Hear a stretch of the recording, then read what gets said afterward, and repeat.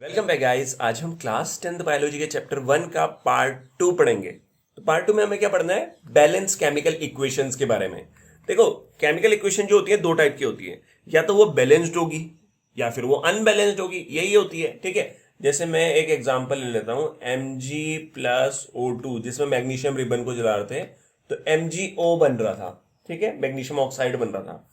अब ये कैसी रिएक्शन है? अनबैलेंस्ड है। अनबैलेंस क्यों है इसको थोड़ा समझ लो। इस तरफ रिएक्टेंट की तरफ मैग्नीशियम कितना है? 1। इधर भी 1 है। ठीक है, तो मैग्नीशियम तो बैलेंस्ड है, मतलब बराबर होना चाहिए। ठीक है, नंबर। और इधर कितना है? इधर ऑक्सीजन 2 है, इधर ऑक्सीजन 1 है। अब अगर इधर ऑक्सीजन 1 है, इधर 2 है, तो ये कैसी रिएक्शन हो गई? अनबैलेंस्ड हो गई। ठीक है, बैलेंस नहीं है। तो इसे हमें बैलेंस करना पड़ता है, इसे बैलेंस बनाना पड़ता है। अब वो कैसे बनाते हैं वो तो हम देखेंगे। तो पहले आप ये समझ गए ना कि बैलेंस केमिकल इक्वेशन वो होती है जिसमें क्या होता है, जो एटम का नंबर होता है रिएक्टेंट और प्रोडक्ट की तरफ, वो सेम होना चाहिए, वो बैलेंस्ड होती है। अनबैलेंस ये हो गई, ठीक है, जिसमें इक्वल नहीं होता है। अब recall the law of conservation of mass, ठीक है, जो कि क्लास 9 में पढ़ा था। तो इसका क्या बोलते, लॉ क्या बोलता है? मास can neither be created not destroyed in a chemical reaction. किसी भी केमिकल रिएक्शन में मास ना तो क्रिएट हो सकता है ना डिस्ट्रॉय हो सकता है, बल्कि मास क्या होता है, एक यहाँ पे जितना रिएक्टेंट में होगा उतना ही प्रोडक्ट में होना चाहिए। That is the total mass of element present in the product of chemical reaction. देखो, प्रोडक्ट की तरफ जितने भी एलिमेंट है उसका जो मास होगा, ठीक है, वो इक्वल होना चाहिए total mass of element present in the reactant. तो रिएक्टेंट की तरफ जितना मास होगा उतना ही प्रोडक्ट की तरफ भी मास होना चाहिए।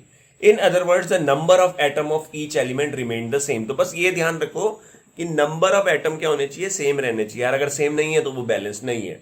Before and after a chemical reactions, तो hence we need to balance a skeletal chemical equation. तो अगर बैलेंस नहीं है तो उसे बैलेंस बनाना पड़ता है। Is the chemical equation 1.2 balance? Let us learn about balance chemical equation step by step. तो 1.2 कौन सी है यार? देखना पड़ेगा। एक मिनट भाई लोग, एक मिनट। 1.2 ये वाली, यही जो हमने एग्जांपल लिया। तो ये तो बैलेंस नहीं है, ठीक है। ऑक्सीजन का इसमें दिक्कत है, उधर 2 है रिएक्टेंट की तरफ, प्रोडक्ट की तरफ 1 ही है। अब वर्ड इक्वेशन जो है एक्टिविटी 1.3 की, उसमें हमने यहाँ पे क्या देखा? जिंक है, सल्फर, सल्फ्यूरिक एसिड है, जिंक सल्फेट बना और हाइड्रोजन गैस बनी। अब इसको अगर हम ऐसे रिप्रेजेंट करें तो Zn+S2SO4, ZnSO4+S2 ये बन गया। अब हमें देखना है कि ये बैलेंस है या नहीं है, ठीक है। तो देखो, जो बुक में दे रखा है वो तो बहुत वैसे डिटेल में दे रखा कि अच्छा ऐसे ऐसे लिखो, तब ऐसे करो, तब ऐसे करो, बट आप देख के ही पता लगा सकते हो। जैसे जिंक इधर 1 है, इधर जिंक 1 है, हाइड्रोजन इधर 2 है, हाइड्रोजन इधर 2 है, ठीक है। एस यहाँ पे 1 है, एस यहाँ पे 1 है, ऑक्सीजन 4 है, इधर भी ऑक्सीजन 4 है। तो ये क्या हो गई? बैलेंस हो गई, सिंपल सा, ठीक है। ऐसे ही उन्होंने यहाँ पे लिखने के लिए बोला, तो देखो 1 2 1 1 4 4, तो ये क्या हो गया? बैलेंस हो गया, लेफ्ट हैंड साइड और राइट हैंड साइड में।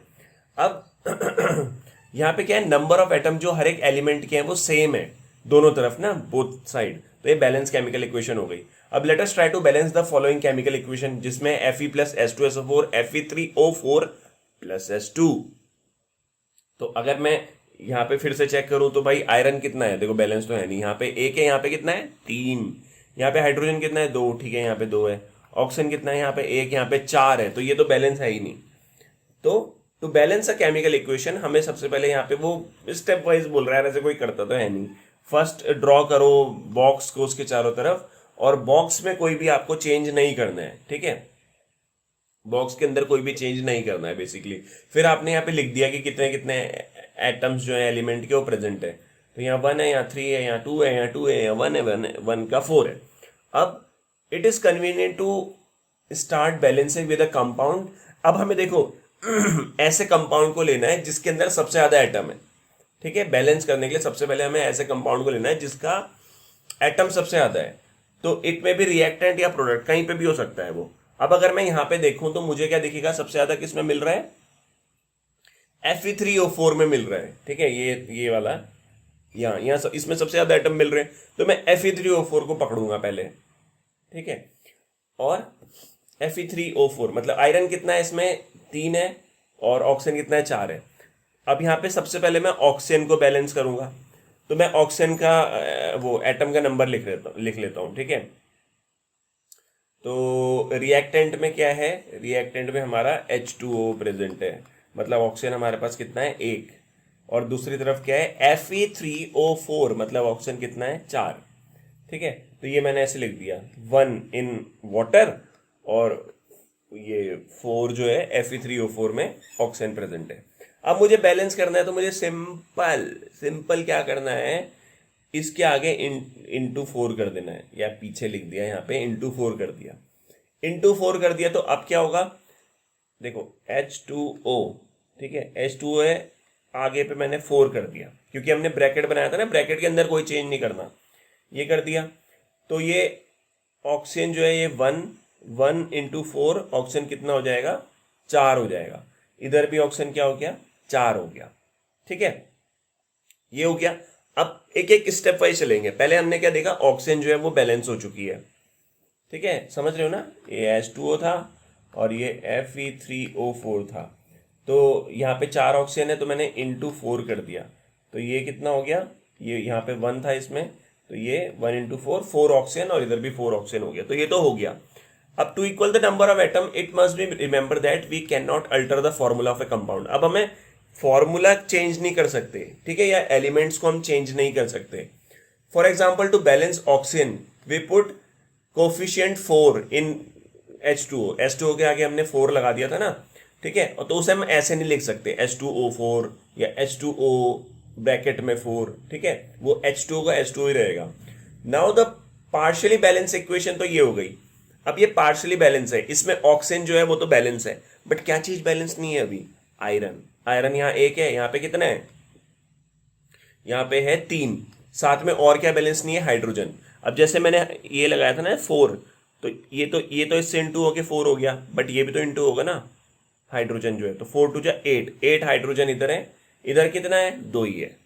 ठीक है, तो अभी हमें बैलेंस करना पड़ेगा। तो आयरन और हाइड्रोजन जो है वो बैलेंस अभी नहीं है, तो इसको बैलेंस करने के लिए हमें क्या करना पड़ेगा, ये सबसे पहले मैं कर देता हूं हाइड्रोजन को बैलेंस। ठीक है, तो रिएक्टेंट में हाइड्रोजन मेरे पास कितने हैं, 8 है, 8 हो गए। ठीक है, और प्रोडक्ट में कितने हैं, 2 हो गए। तो बस मुझे क्या करना है, इसके आगे 4 लिख देना है, इंटू 4 कर देना है, तो 2 4 जा 8 हो गया, तो 8 क्या हो गया, ये बराबर हो गया। ठीक है, तो ये हमारा हाइड्रोजन भी क्या हो गया, बैलेंस हो गया। स्टेप वाइज करोगे तो आराम से हो जाएगा। तो अब ये इक्वेशन हो गई हमारी इस तरीके से। अब यहाँ पे आप देख रहे हो सिर्फ ये आयरन बैलेंस नहीं है, यहाँ पे 1, यहाँ पे 3, यहाँ पे हाइड्रोजन 8, यहाँ पे 4 ऑक्सीजन, और यहाँ पे ऑक्सीजन 4, और यहाँ पे 8 हाइड्रोजन। तो ये तो बराबर है, सिर्फ ये बराबर नहीं है, आयरन। ठीक है, तो अब स्टेप 3 देखते हैं। एक मिनट, स्टेप 3 में क्या करना है, हाँ, थर्ड एलिमेंट जो बैलेंस नहीं है वो कौन सा है, आयरन है। तो वही है, आयरन इधर की तरफ 1 है, इधर की तरफ कितना है, 3 है।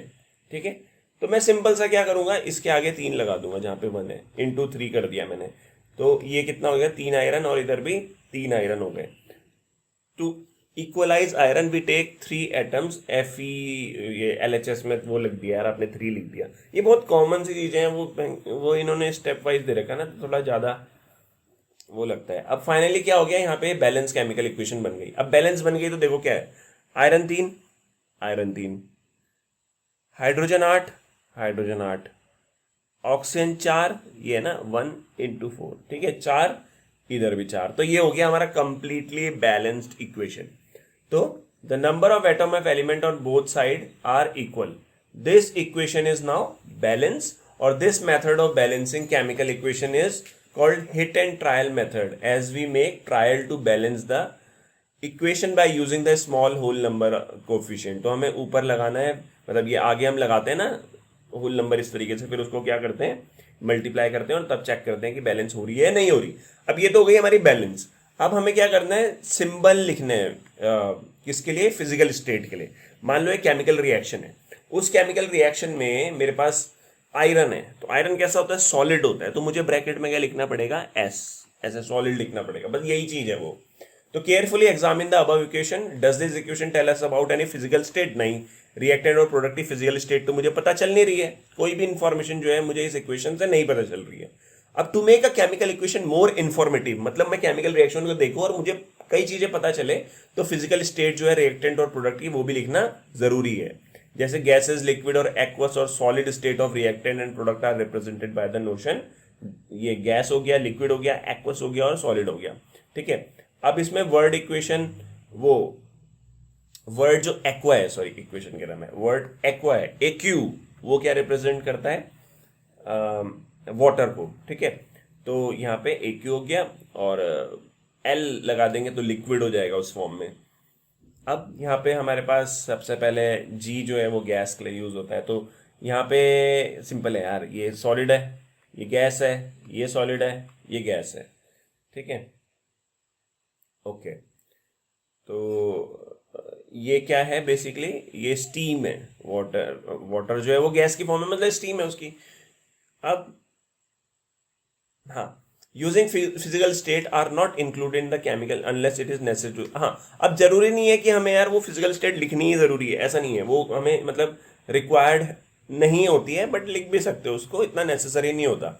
अब समटाइम क्या होता है, जो केमिकल कंडीशंस होती है, जैसे टेम्परेचर क्या है रिएक्शन का, प्रेशर क्या है, कौन सा कैटलिस्ट यूज हुआ है, ठीक है, वो हमें दिखाना पड़ता है एरो के अबव या बिलो। तो जैसे ये मैंने एरो दे दिया, एरो में क्या है 340 ATM, ये प्रेशर हो गया यहाँ पे इतना। ठीक है, ये वाली रिएक्शन हो गई फोटोसिंथेसिस की, तो इसमें हमें दिखा रहेगा सनलाइट और क्लोरोफिल चाहिए होता है, उसकी प्रेजेंस में होता है। अब using this step can you balance equation 1.2 given in the text earlier. तो वो कौन सा वाला इक्वेशन है, ये Mg + O2 MgO। अब इसको बैलेंस करेंगे, चलो ठीक है। बैलेंस क्या करेंगे, पहले देखेंगे Mg तो बराबर है, ऑक्सीजन नहीं है बैलेंस, ऑक्सीजन बैलेंस नहीं है, तो हमें क्या करना पड़ेगा, Mg + O2, ठीक है, फिर ये MgO है ना, तो ऑक्सीजन यहाँ 2 है, यहाँ 1 है, तो मुझे इंटू 2 करना पड़ेगा। तो यहाँ पे 1 था, 1 × 2 ये हो गया। बट लेकिन मैग्नीशियम भी अब 2 हो गया, ध्यान दे रहे हो ना, मैग्नीशियम भी 2 हो गया, तो अब मुझे इसके आगे भी 2 लगाना पड़ेगा। अब देखो हो गया 2 मैग्नीशियम, इधर 2 ऑक्सीजन, ठीक है, इधर 2 मैग्नीशियम, इधर 2 ऑक्सीजन, तो ये क्या हो गया, बैलेंस हो गया। तो इस तरीके से बैलेंस की जाती है रिएक्शन। ठीक है, तो thank you so much for watching, इतना ही रहने देते हैं। इसके बाद हम पढ़ेंगे क्या, इसके बाद हम पढ़ेंगे टाइप्स ऑफ केमिकल रिएक्शंस के बारे में। ठीक है, तो अभी तक हमने 2 वीडियोस कंप्लीट कर लिए हैं। अब हमें टाइप्स ऑफ केमिकल रिएक्शन पढ़नी है, जो कि इंपॉर्टेंट है, जहां से क्वेश्चंस आते हैं। ठीक है, तो thank you so much for watching, please like, subscribe, share, bye.